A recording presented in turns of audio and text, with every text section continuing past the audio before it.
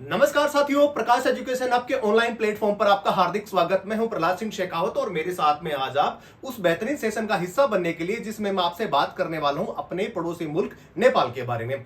बड़े big brother की भूमिका में रहने वाले इंडिया ने, या ये यूं कहें कि नेपाल ने ऐसा क्या कर दिया कि दोनों देशों के मध्य जितने भी जो रणनीतिक संबंध है वो थोड़े से खटाई में पड़ते हुए नजर आ रहे हैं। जी हां, बात करने वाले हैं नेपाल की मुद्रा के बारे में। 25 अप्रैल से लेकर के और 2 मई के मध्य चले हुए संसद के सेशन के अंदर ऐसा क्या हुआ जिसकी वजह से भारत की भौहें चढ़ गई और नेपाल ने ऐसा क्या कर दिया जिसकी वजह से उसका जो पुराना सपना था या जो वो करना चाह रहा था उसकी उम्मीदों पे वो खरा उतर गया। जी हां, बात करने वाले हैं कि नेपाली मुद्रा 100 रुपए के नोट के अंदर कुछ ऐसे विवादित हिस्से जो भारत और नेपाल के मध्य में थे। इन तीनों प्रकार के जो कह सकते हैं कि तीनों जो हिस्से थे वो कौन कौन से थे? लिपुलेख, लिपुलेख और काली पानी। ये तीनों एक ऐसे विवादित क्षेत्र हैं जिसपे भारत और नेपाल दोनों ही अपना हक जताते रहे हैं। इसकी शुरुआत कब होती है? तो इसकी शुरुआत होती है 2020 में। 2020 के अंदर मई का महीना था और मानसरोवर की यात्रा करने के लिए जितने यात्रियों को भारत भेजने वाला था उन्होंने एक इस प्रकार का एक रणनीतिक जो है कह सकते हैं एक रास्ता तैयार करा और वहां से रेलवे पटरियों के जरिए मानसरोवर की यात्रा करी जानी थी। भारत ने जो हिस्से थे जो दिखाए थे वो ये कहा था कि ये हिस्से हमारे हैं, जबकि नेपाल का जो उधर से जो वक्तव्य आया वो इस प्रकार का था कि ये हिस्से तो हमारे हैं। और दोनों के बीच में यह कह सकते हैं उस समय जो है कह सकते हैं कि बहुत निम्न स्तर के जो रिश्ते दोनों देशों के मध्य हो गए थे। उसके बाद में स्थितियां चेंज होती हैं, सब कुछ सामान्य सा हो गया। उसके बाद में बात होती है 2 महीने पहले की बात। उस समय अभी हाल ही के दिनों में हमने देखा कि प्रचंड दहल सरकार और केपी ओली सरकार दोनों के मध्य एक समझौता हो गया। दोनों ने एक कह सकते हैं कि समझौता पूर्वक एक सरकार बनाई और सरकार के अंदर उन्होंने जिस प्रकार की चीजें अभी जो वहां की जो वहां की जो प्रवक्ता है जो रेखा शर्मा ने इस प्रकार का एक वक्तव्य दिया कि दोनों देश या दोनों जो इतने भी प्रकार के जो डिप्लोमेट्स हैं या उन जो राजनयिक है उन्होंने इस प्रकार का एक डिसीजन लिया है जिसमें 100 रुपए का जो नोट है उस पे तीनों जो स्थान है वो किसके दिखाए जाएंगे? नेपाल की तरफ से दिखाए जाएंगे। और आज के सेशन का जो इंपोर्टेंट जो हिस्सा है जिसको मैं कवर करने वाला हूं वो ये हिस्सा है कि नेपाल के 100 रुपए के नोट पर विवादित भारतीय इलाकों का भी नक्शा दिखाया गया है और इसके वजह से दोनों देशों के मध्य तनातनी हो गई। नेपाल का नोट भारत के इलाके आपको नजर से आ रहे हैं और नीचे देख रहे हैं कि नेपाल कर रहा है मनमानी 100 रुपए के नए नोट पर भारत के इन हिस्सों पर छापेगा नेपाल। और उसके बाद में विदेश मंत्रालय की तरफ से प्रतिक्रिया आई। प्रतिक्रिया स्वरूप दूसरी जो प्रतिक्रिया जो आती है वो हमारे एक्सटर्नल अफेयर्स मिनिस्टर है कौन से, जिनको जयशंकर के नाम से जाना जाता है, उन्होंने भी एक प्रतिक्रिया दी और प्रतिक्रिया में उन्होंने ये कहा कि ये हिस्से हमारे ही हैं और ये कोई नई बात नहीं है। जिस प्रकार हमारे पड़ोसी मुल्क पाकिस्तान और चीन भी अपने हिस्से जो है जो भारत के होते हैं उनको अपना दिखाते रहे हैं और उसके अंदर नेपाल का नाम भी जुड़ गया है, तो नया कुछ भी नहीं है। लेकिन ये जरूर कहा जा सकता है कि लंबे समय से भारत के साथ में जितने प्रकार के सौहार्दपूर्ण रिश्ते नेपाल के भारत के सरकार के साथ में जो रहे वो किसी और देश के साथ में नहीं रहे। लेकिन विपक्षियों का निशाना वर्तमान की सरकार पे आ गया। वो कैसे? उन्होंने ये कहा कि आपके साथ में दोनों पड़ोसी मुल्क ना पाकिस्तान के साथ में संबंध अच्छे हैं ना ही चीन के साथ में, और रही सही जो कसर है वो किसके साथ में हो गई है? श्रीलंका के साथ में। कच्चा तीवू द्वीप के साथ में तो हम सब लोगों ने देखा कि वहां पे पहले ही जो विवादित स्थान है उसको वापस लेने का प्रयास जो है भारत सरकार करने का एक विचार कर रही थी और बांग्लादेश के साथ में भी कुछ ज्यादा इच्छे जो रिश्ते हैं वो ज्यादा अच्छे नहीं है रिश्ते। अब उसके बाद में नेपाल भी उसमें कूद पड़ा है। तो हाल ही के दिनों में आपने देखा कि नेपाल की संसद ने इस प्रकार के 3 भारतीय जो इलाके थे उनको अपने हिस्सों में किया शामिल और उसके बाद में नेपाल के 100 रुपए के नोट पर भारतीय इलाके दिखाए जाने पर विदेश मंत्री एस जयशंकर ने दिखाई अपनी प्रतिक्रिया, जिसका मैंने आपको पहले ही उल्लेख किया। अब क्या होगा? ऐसी कौन सी संधि थी जिसकी वजह से दोनों नेपाल और भारत के मध्य इस प्रकार का एक जो क्षेत्र था उसको बांटा गया? 1816 की एक सुगोली संधि जिसके माध्यम से दोनों देशों की सीमाओं को बांट दिया गया था। ऐसी कौन सी नदी थी? काली नदी। उसके ऊपर का जो पूर्वी और पश्चिमी जो दोनों हिस्सा था उसके हिसाब से उन दोनों सीमाओं को बांट दिया गया था, जहां पे एक तरफ भारत हुआ करता था और दूसरी तरफ नेपाल हुआ करता था। अब क्या करें? अब देखिए आपके नेपाल ने शुक्रवार को अपने 100 रुपए के नोट पर छापने की जो घोषणा करी है उसमें नोट छापना वैसे कह सकता है अगर कह सकते हैं कि नोट छापना, करेंसी छापना उस देश का आंतरिक हिस्सा होता है, लेकिन उस हिस्से के अंदर या उस नोट का जो हिस्सा होता है उसके अंदर किसी दूसरे हिस्से को दिखाया, किसी दूसरे देश के हिस्से को दिखाया जाता है तो थोड़ी सी स्थितियां काफी चेंज हो जा सकती है। लेकिन किसी भी नोट के हिस्से को पर अगर किसी दूसरे का हिस्सा अगर दिखा देते उससे स्थितियां बदल नहीं जाती हैं। ऐसा ही हमारे विदेश मंत्री ने हाल ही के दौरान एक स्टेटमेंट दिया। कहा जाता है कि पीओके जो है वो पाकिस्तान का है, लेकिन ऐसा तो बिल्कुल भी नहीं है। चीन का जो अक्साई क्षेत्र वो चीन का है, लेकिन ऐसा बिल्कुल भी नहीं है। तो किसी देश के हिस्से को छापना उनके नोट पे उनका आंतरिक मामला हो सकता है, लेकिन हकीकत में ऐसा बिल्कुल भी नहीं है। ऐसा विदेश मंत्रालय के प्रवक्ता के द्वारा इस प्रकार का एक स्टेटमेंट आया। अब देख रहे हैं आपकी वर्तमान में रेखा शर्मा ने कैबिनेट फैसले की जानकारी देते हुए बताया कि प्रचंड की अध्यक्षता में मंत्रिमंडल की बैठक में 100 रुपए के नोट पर नेपाल का नया नक्शा छापने का निर्णय लिया गया, जिसमें देखिए आप लिपुलेख, लिपियोधरा और काला पानी को दर्शाया जाएगा जो भारत का हिस्सा हुआ करता है। इसके अलावा नेपाल पहला देश ऐसा नहीं है, क्योंकि भारत ने पहले ही कहा कि विदेश मंत्रालय के अनुसार कि इससे पहले हम तो चाइना से लड़ी रहे, नेपाल से लड़ी रहे, अभी लड़ना शुरू हो गया, और पाकिस्तान से तो हमारा पहले से ही पुराना नाता है, और श्रीलंका और बांग्लादेश भी अछूते नहीं है। अब जानते हैं कि लिपुलेख, लिपियोधरा और काला पानी है क्या और कहां पे ये पढ़ते हैं, और इसकी शुरुआत क्या होगी, इसकी पृष्ठभूमि है जो कह सकते हैं गतिरोध की, वो शुरुआत इसकी कहां से होती है। इसकी शुरुआत होती है 2020 में। 2020 मई का महीना था, और मई महीने में जिस प्रकार से भारत का जो स्टेटमेंट आया था कि हम मानसरोवर में जाने वाले यात्रियों को इस प्रकार का रास्ता बना रहे हैं, लेकिन जून के अंदर, जून 2020 के अंदर जिस प्रकार की प्रतिक्रिया स्वरूप जब नेपाल का जब विजन आया, तो उसके अंदर उन्होंने कहा कि इस प्रकार की कार्यवाही हम नहीं होने देंगे। तो ये 4 साल पुरानी बात है, और 4 साल पुरानी होने के बाद में दोनों देशों के मध्य जितने भी प्रकार के जो रिलेशन थे वो थोड़े से क्या हो गए थे, लो ग्रेड पे आ गए थे। अब आप देख रहे हैं कि 34 साल पहले ऐसा क्या पुराना विवाद था जो वर्तमान में भी चल रहा है। आप देख रहे हैं कि 3 इलाके ऐसे हैं जिसका उल्लेख हम पहले कर चुके हैं, लिपुलेख है, लिपियोधरा है और काला पानी।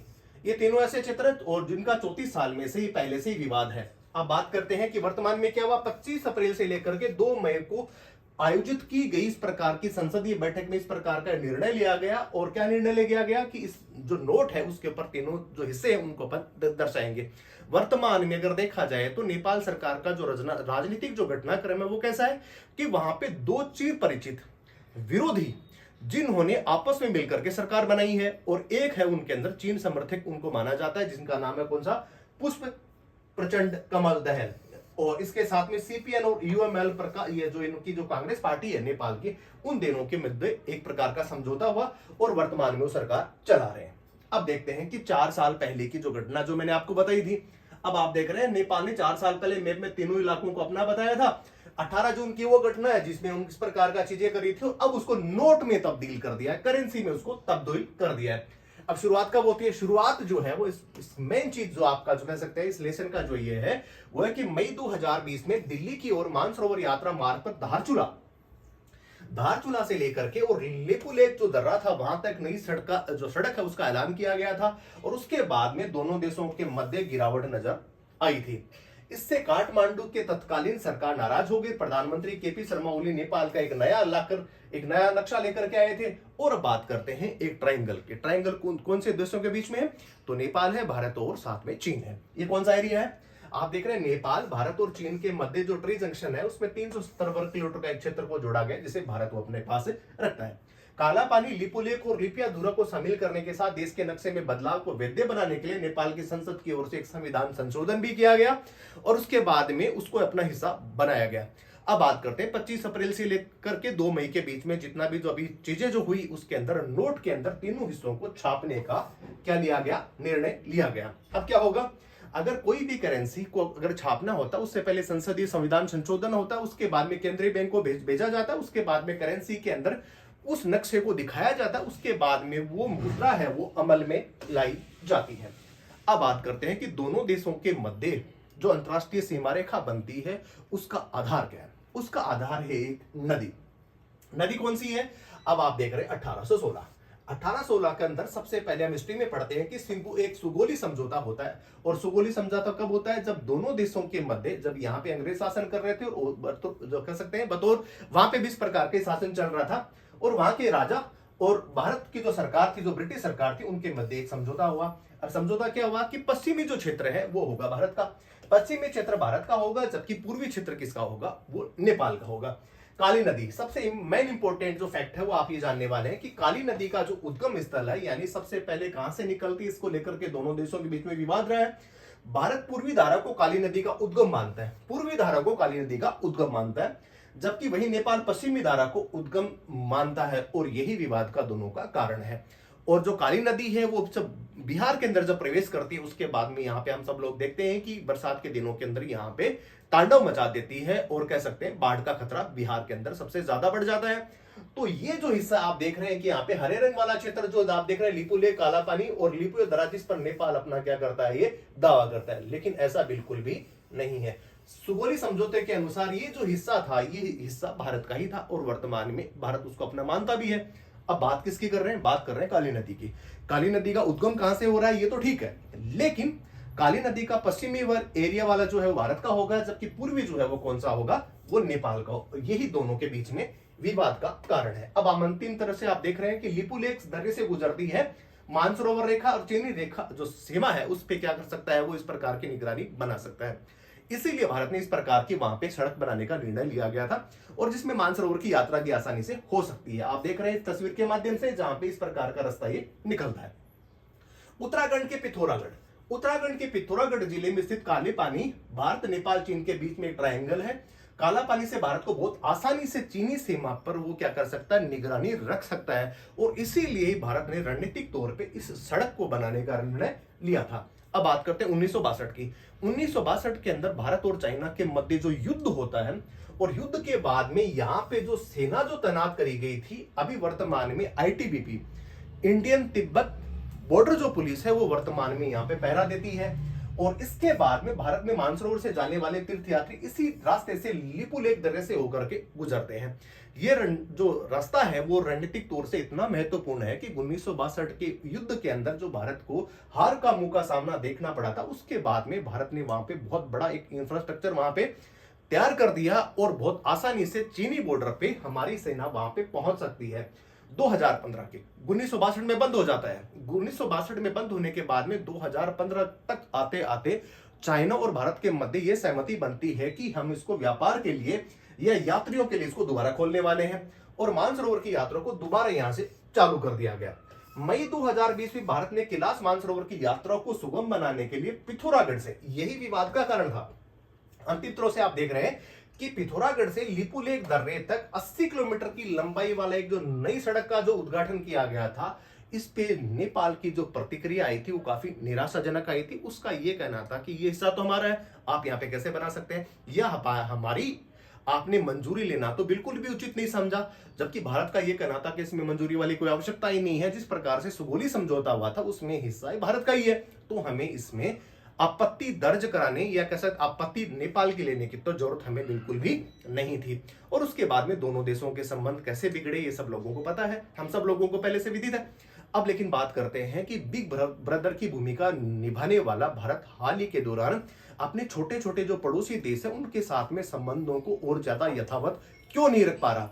उसका कारण और तो अलग अलग प्रकार के हो सकते हैं कि उन छोटे छोटे देशों के भी किस प्रकार के जो रणनीतिक हित है वो ज्यादा बड़े हो जाते हैं, लेकिन अभी वर्तमान में ये कहना उचित नहीं होगा कि भारत सरकार की जो वैदेशिक नीति है वो अच्छी तरह से प्रभावी रूप से काम नहीं कर पा रही है, ऐसा तो बिल्कुल भी नहीं है। लेकिन समय, परिस्थितियां, देश काल और परिस्थिति के अनुसार संबंध बिगड़ते और बनते रहते हैं। तो आज के लिए दोस्तों इतना ही। बने रहिए प्रकाश एजुकेशन आपके साथ में। जय हिंद, जय भारत।